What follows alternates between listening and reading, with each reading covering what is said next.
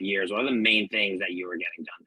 Yeah, unfortunately, and I know that I'm not alone in this, a lot of our time that our team spent was around tracking down data from various teams for things like our greenhouse gas inventory and our CDP and EcoVadis submissions, almost to the point where it really began to feel like we had less time to actually take action and do the things we really wanted to do that were on our roadmap.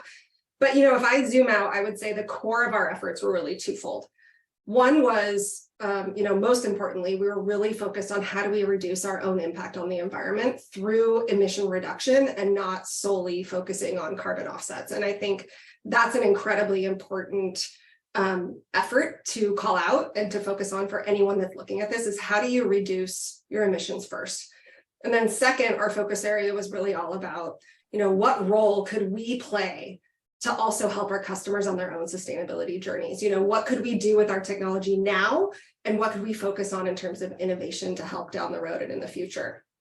But yeah, unfortunately, a lot of time is spent on tracking down the data, but it's also really important to do that because you have to understand, where you are and how you can improve. Yeah, the head of sustainability at like a big international restaurant group, she told me that when you get into the sustainability industry, you think you're going to spend all your time just doing good and making change and making great stuff happen. And what you realize is like 8 months of your life is spent collecting data, 2 months talking about it, and then maybe if you're lucky, you get 2 months to actually make a difference. Yeah. So you mentioned two really cool things, and I'd love to get an example of a win you've had on each one of them.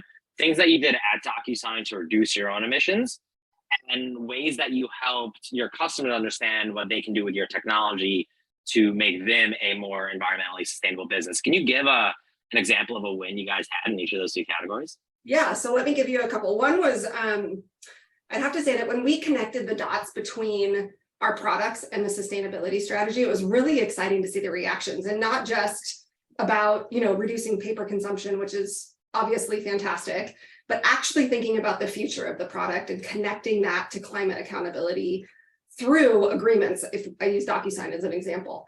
So that's a really special opportunity for the company to help their customers.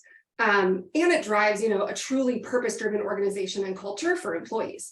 The other win for me was really around getting the buy-in we needed from leadership to sign on to what's called the Business Ambition Pledge through the Science Based Targets Initiative. And that's making a huge commitment as a company to basically do our part to reach that net zero by 2050 at the latest.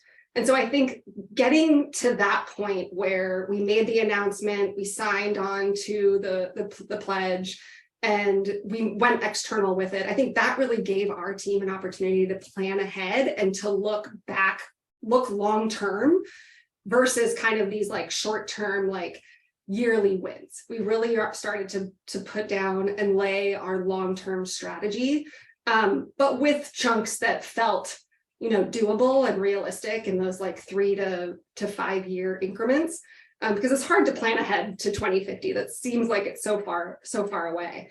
But I think those two areas were really helpful for our.